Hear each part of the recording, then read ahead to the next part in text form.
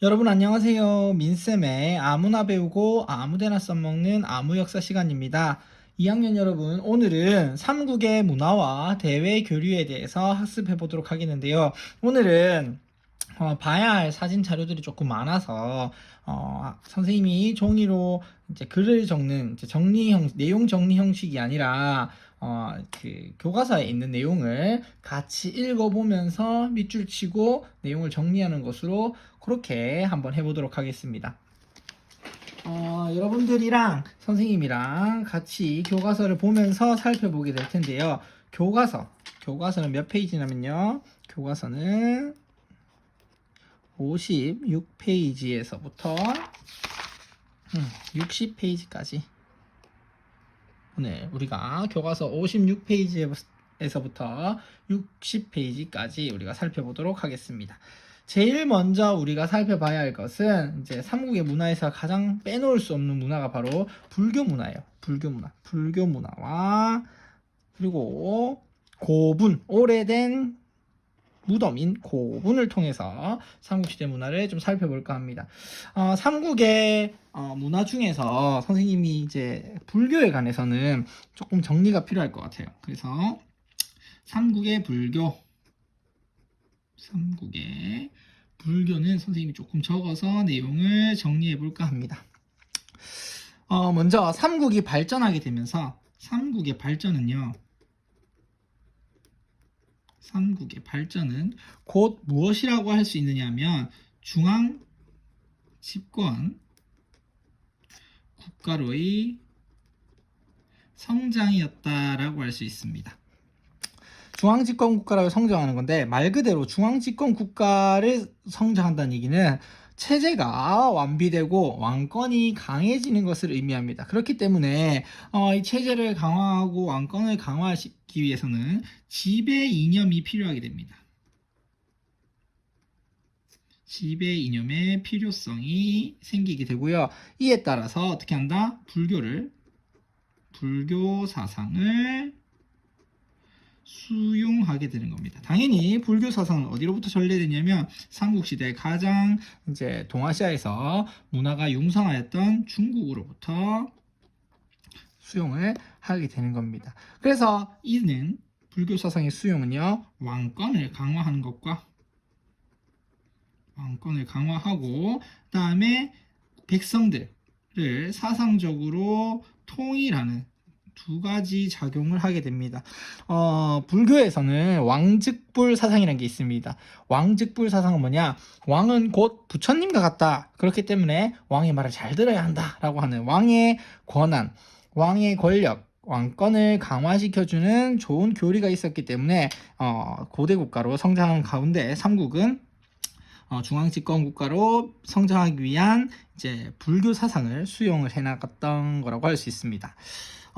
특별히 삼국의 불교는요, 특징이 뭐가 있느냐 하면 호국적 성격을 가지고 있다는 거예요. 호국적 성격.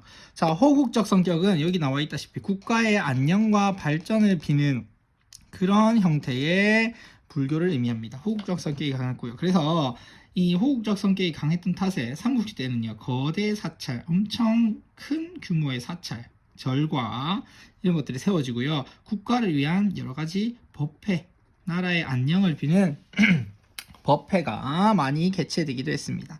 또한 이제 삼국에 불교가 수용됐다는 것은 단순히 사상만 수용됐다라는 것이 아니고요. 중국과 그리고 서역 지역에 보다 문화가 전달이 됐다라는 것을 의미합니다. 결국에 이 말은 또 무엇과 같냐 하면 삼국의 문화가 발전한다라는 것과 같습니다. 자, 이 정도로 정리를 해두면 될 것 같은데요. 그러면 삼국의 불교 예술은 각각 어떻게 발전했는지 불교 예술의 발달에 대해서 살펴보도록 하겠습니다. 자, 불교가 전해진 뒤 삼국에서는 많은 사찰과 탑이 세워집니다. 사찰은 말 그대로 절이고요. 탑은 우리 잘 알고 있죠. 거기에 남아있는 이제 주로 돌로 만든 탑, 탑들이 만들어지게 됩니다. 그리고 또 불상이 만들어지죠. 그래서 불교 예술이 크게 발달하였는데요. 대표적인 사찰로는 신라의 진흥왕 때 세운 황룡사라고 하는 절이 있습니다. 그리고 백제에는요, 무왕 때 만들어진 미륵사라고 하는 절이 이제 현재 미륵사와 황룡사는 미륵사지, 황룡사지로 해서 절은 없고 그 터만 남아 있습니다. 사찰과 더불어서 탑도 세워지게 되는데 처음에는 목탑이 많이 세워졌습니다. 목탑이라고 하면 나무로 만든 탑인데 뒤에는 주로 석탑을 이제 세웠습니다. 고구려에서는 탑이 주로 목탑이 많았기 때문에 현재 남아있는 탑은 없고요. 백제의 경우에는 미륵사지 석탑과 정림사지 5층 석탑이 남아있습니다. 신라는 황룡사 9층 목탑이 있었으나 고려 몽골의 침입으로 불타버렸고요. 현재는 분황사 모전 석탑이 남아있습니다. 대표적인 탑들을 이거 살펴보면요. 자, 분황사 경주에 있는 신라의 분황사 모전석탑인데요. 이 돌을 벽돌 모양으로, 벽돌은 아니고 돌을 벽돌 모양으로 다듬어서 쌓았다라고 하는 것이 특징인데 현재는 층수가 3개밖에 안 보이지만 사실 이거보다 더 높았던 것으로 이제 보입니다. 그리고 미륵사지 석탑, 현재는 복원을 싹 해놨는데 이건 복원 이전의 사진입니다. 이것은 특징이 뭐냐면 목탑 양식으로 세워진 석탑이에요. 그래서 목탑에서 석탑으로 이제 이행하는 과도기적 단계에 만들어졌다라고 할 수 있고, 백제의 대표적인 석탑은요, 정림사지 5층 석탑으로 굉장히 모양이 아름다운 모습으로, 그리고 안정감 있는 모습이 특징이라고 할 수 있습니다.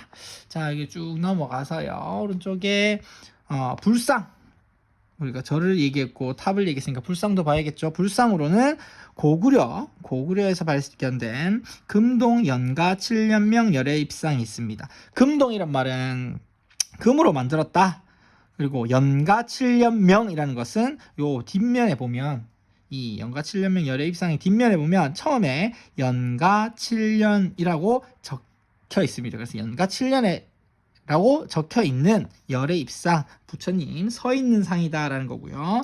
그리고 백제는요, 서사 마애 열애 삼존상. 마애라는 거 하는 것은 우리가 그 돌산 있죠. 돌산을 깎아서, 돌산의 벽면을 깎아서, 큰 바위 덩어리의 벽면을 깎아가지고 만드는 것을 우리가 마애라고 부르고요. 신라에는요, 경주 배동에 석조 열애 삼존 입상이 있습니다. 여기 보이나요? 여기 있는 이러한 대표적인 뭐가 있다? 불상도 있었다. 그리고 삼국시대에는 미륵신앙이 널리 펴지게 되면서 미륵보살상도 많이 만들어졌습니다. 여기서 미륵이라고 하는 것은 미래에 올, 현재가 아니고 미래에 올 부처를 우리가 미륵이라고 부릅니다.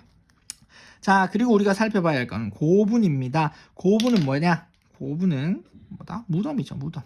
당시 무덤을 통해서 우리는 무덤 양식을 통해서 또 많은 것을 알아낼 수가 있고요. 그다음에 무덤 속에서 발견된 여러 가지 부장품들, 같이 묶여있는, 우리 껴묻거리라고 부르죠. 부장품들로 이제 우리가 그 당시 사회를 알 수도 있는데요. 요 고분 양식이 나라마다 좀 다릅니다. 고구려 같은 경우는 돌무지 무덤을 만들었다고 해요.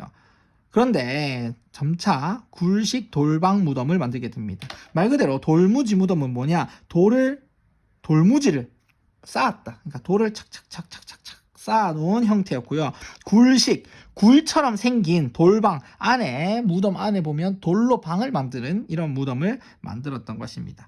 그리고 백제는요, 한성시대 때 고구려와 유사한 돌무지 무덤을 만들었는가 하면 웅진 시대에는 굴식 돌방 무덤과 중국의 남조 영향으로 받은 벽돌 무덤이 만들어집니다. 우리나라에 남아있는 그 중국의 영향으로 이제 만들어져서 남아있는 무덤 중에서 벽돌 무덤은 이 무령왕릉, 이 유일한 그런 고분이라고 할 수 있습니다. 그리고 신라는요, 초기에 거대한 돌무지 덧널 무덤을 만들었습니다.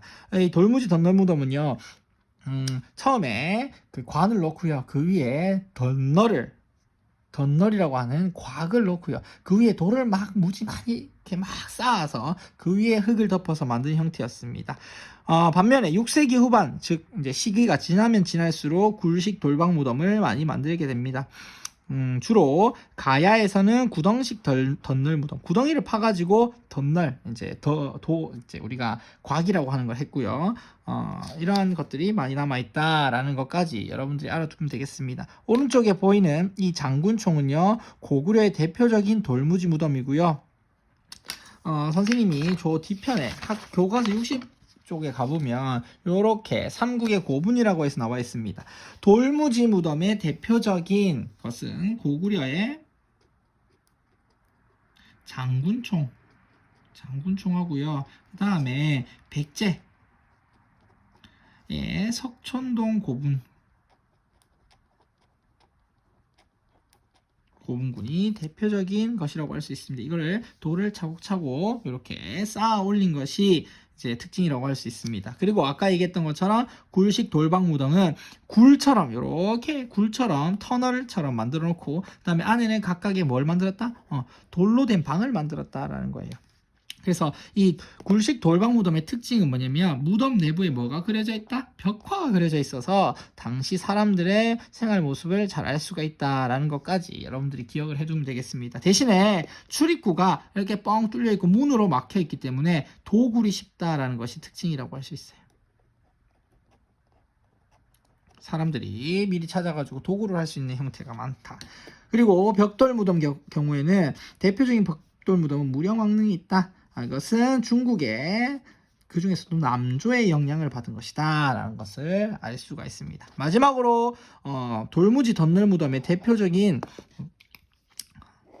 무덤은요, 경주에 남아있는 천마총입니다. 천마총은 지금 우리가 안에 내부를 구경할 수 있는데 이렇게 관을 두고 곽을 둔 다음에 덧널을 둔 다음에 돌무지를 쌓은 다음에 그 위에다가 흙을 이제 봉분을 만들어 놓은 것인데요. 이것은 굴식 돌방 무덤하고 다르게 도굴이 굉장히 어렵죠. 흙을 파낸 다음에 돌을 다 파내야 가능하기 때문에 여기에서 많은 뭐가 발견된다? 껴묵거리, 즉 부장품이 발견된다라고 하는 특징이 있습니다. 여기까지 하면 삼국의 고분까지 여러분들이 정리를 할 수 있을 겁니다. 그 다음에 우리가 불교와 고분에 대해서 살펴봤으니까 이제 유교, 학문과 발달과 그리고 여러 나라의 교류를 살펴볼 건데요. 먼저 학문의 발달에서 우리가 제일 먼저 살펴봐야 될 건 바로 유학입니다. 유학. 삼국에서는요, 중국의 영향으로 한자가 널리 사용되고 유학이 발전했습니다. 유학이 발전한 것을 우리가 잘 알 수 있는 것은 여기다가 적어볼까요? 유학의 발전은 삼국이 각각 어떻게 발전했느냐? 첫 번째, 고구려에서는 수도에 태학이라는 걸 세웠다고 했습니다. 태학의 설립은 어느 왕 때 이야기죠? 그렇죠. 소수림왕 때 이야기죠. 그리고 지방에도 교육기관인 경당을 세웠다라는 것입니다. 그래서 중앙의 태학과 지방의 그렇죠. 경당을 통해서 우리가 고구려가 유교를 발달시켰구나 하는 걸 알 수 있고요. 그 다음에 백제에서는 오경박사라고 하는 것을 제도가 있었습니다. 그래서 5개의 유교 경전, 우리가 오경이라고 하면 시경, 서경, 역경, 춘추, 예기 5건의 유교 이제 경전을 얘기하는데 이거에 대해서 잘 알고 있는 박사를 두어서 유교 경전을 가르치겠다라는 것입니다. 그리고 신라의 임신서기석이라는 것이 있는데요. 이것은 여기 나와 있는 이 비석인데요. 2명의 청소년이 유교 경전을 3년 안에 완전히 익히자라고 하면서 서로 맹세한 내용이 담겨져 있습니다. 그렇기 때문에 우리가 신라에서도 뭐가 발달했다? 유교가 발달했다는 걸 알 수 있습니다. 뭘 통해서요? 그렇죠. 임신서기석이라고 하는 비석을 통해서 우리가 삼국이 이렇게 유학을 발전시키기 위해서 노력했구나라는 것을 알 수가 있다는 겁니다. 그 다음에 우리가 살펴볼 건 삼국의 역사서입니다. 역사서를 편찬하게 됩니다. 역사서의 편찬은 왕실의 권위를 높이고 그 다음에 나라의 역사를 정리하기 위해서 노력을 했다라는 것인데요. 고구려 때는요, 영량왕 때 고구려는 유기 100권 그리고 신지 5권을 만들었습니다. 그 다음에 백제는요, 서기, 신라는 국사라고 하는 것을 편찬을 했습니다만 현재 이 책들은 현존하지 않습니다. 그래서 우리가 이 내용을 살펴볼 수는 없고요. 그 다음에 삼국에서 또 발달된 것이 바로 천문 현상에 대한 관심인데, 고구려 같은 경우는 별자리를 그린 천문도라고 하는 것을 만들었고요. 그 다음에 신라는 우리가 잘 아는 경주에 있는 첨성대라고 하는 천문대를 만들어서 하늘의 별자리를 관측하는 모습을 보였습니다. 그 다음에 금속 공예 기술이 발달해서 백제는 7개의 가지가 달린 7개의 가지가 달린 칼인 칠지도를 만들었고요. 그 다음에 도교적인 영향이 깊은 백제의 금동대학로, 그리고 신라의 금관, 이런 것들이 현재 당시의 공예 기술을 잘 알 수 있는 대표적인 유물이라고 할 수가 있겠습니다. 밑에 보면 당시 도교의 전례에 대해서 알 수 있는데요. 삼국시대 도교신앙은요, 당연히 어디서부터 왔겠습니까? 이것도 중국으로부터 전례가 됩니다. 삼국 도교는요, 주로 어떤 내용이냐면 산천숭배, 산과 강을 숭배하는, 자연을 숭배하고요. 그리고 신선, 우리가 알죠? 산에 머리가 하얗고 수염도 하얗고 하늘하늘한 옷을 입고 다니는, 지팡이 짚고 다니는 신선, 이러한 신선 사상이 주로 있었습니다.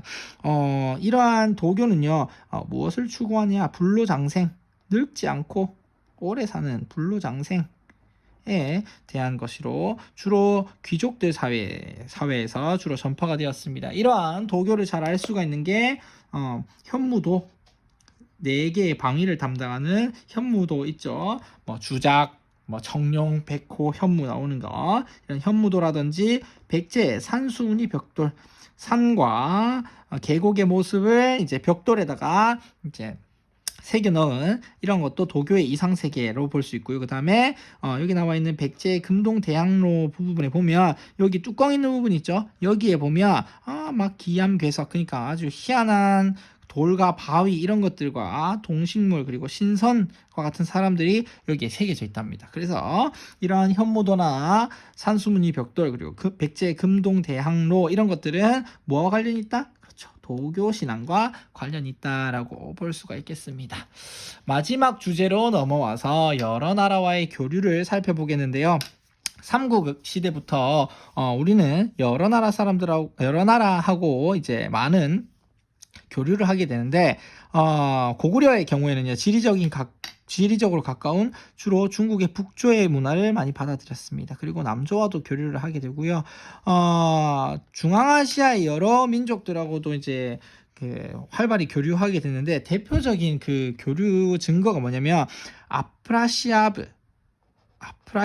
혹은 아프라시아브라고 불리는 그 궁전의 벽화에 보면 우즈베키스탄에 있다고 합니다. 그러니까 아주 멀리 있죠. 중앙아시아입니다. 이 지역에 보면 고구려의 사신으로 유축되는 사람들이 그려져 있다라는 것입니다. 그 다음에 신라, 백제는 원래부터 중국 남조와 활발하게 교류를 했죠. 우리가 아까 살펴봤던 그렇죠. 벽돌 무덤을 통해서도 보고요. 그 다음에 백제의 경우 이랬고, 신라는 고구려나 백제를 통해서 중국 문화를 수용하다가 한강 유역을 차지하면서 중국의 문화를 직접 받아들이게 됐습니다. 삼국의 문화는 주로 문화의 전파가 중국이나 그 다음에 서역에서 발달된 문화가 삼국을 통해서 정해지고요. 이 문화가 다시 어디로? 일본, 즉 외로 전달이 되는 형태를 띠게 됩니다. 그래서 우리나라의 문화가 또 일본에 전파되었는데, 그 중에서도 단연 가장 많이 교류했던 나라는 백제라는 나라죠. 백제가 일본과 가장 활발히 교류했고요. 그래서 한문이라든지 경전, 불교 등을 전파하였고요. 고구려는 주로 종이와 먹이의 제조 방법, 그리고 신라는 배 만드는 기술과 제방을 쌓는 기술, 그러니까 못을 만드는 기술, 그러니까 못이라고 하면 우리가 망치를 똑똑똑 두드리는 못 말고 땅을 파가지고 저수지를 만드는 기술, 이런 것들을 전해주게 됩니다. 그리고 가야의 경우 철제 갑옷이나 토기, 이런 것들도 일본에 전해지게 됩니다. 그래서 삼국과 가야의 문화는 굉장히 일본의 고대 문화 형성에 큰 영향을 끼쳤다라는 것이 특징입니다. 그 내용을 알 수 있는 것이 뭐냐 하면 바로 우리나라의 금동 미륵보살 반가사유상이라고 하는 이것하고 일본 고류사에 있는 목조 미륵보살 반가사유상하고 굉장히 어떻다? 유사하다. 유사하다. 그렇기 때문에 이 두 개의 관계를 통해서 보면 우리가 문화를 전파해 줬다라는 것을 알 수가 있고요. 그 다음에 당시 가야의 토기, 이렇게 굽이 굉장히 높은 이런 형태의 높은 굽이 특징인 이 가야의 토기가 일본의 무슨 토기? 세키 토기에 영향을 주었다라는 것도 여러분들이 알아두면 될 것 같습니다.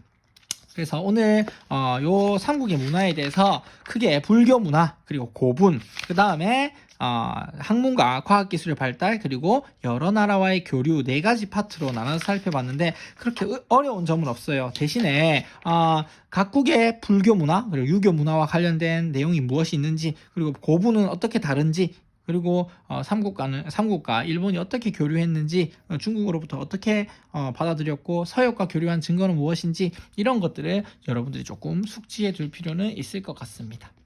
자, 여러분 오늘도 많은 내용을 소화한다고 고생이 많았고요. 다음 시간에는 짜잔! 통일신라와 발의 발전에 대해서 살펴보도록 하겠습니다. 자, 그러면 여러분 다음 시간에 만납시다. 안녕!